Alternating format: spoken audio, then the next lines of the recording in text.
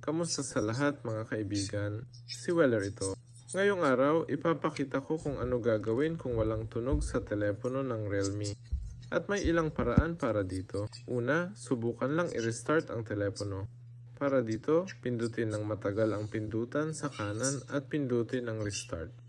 Kung hindi gumana, subukan i-off ang Bluetooth at kung naka-on ang Do Not Disturb mode, i-off din ito. Para dito, pindutin ng matagal ang power button at i-off ang silent mode. Ganyan.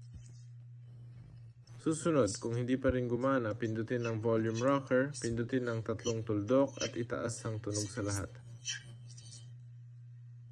Baka hindi lang naka-on sa inyo. Kaya kung hindi pa rin gumana, pumunta sa settings, pumunta sa sound settings.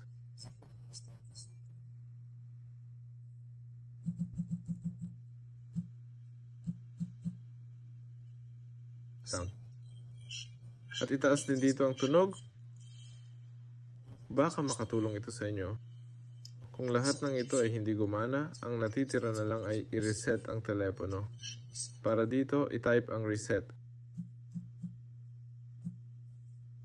At kailangan ninyong pindutin ng erase all data, pero mabubura lahat, pero posibleng maayos ang tunog. Yan lang, si Weller ito. Yan lang, paalam.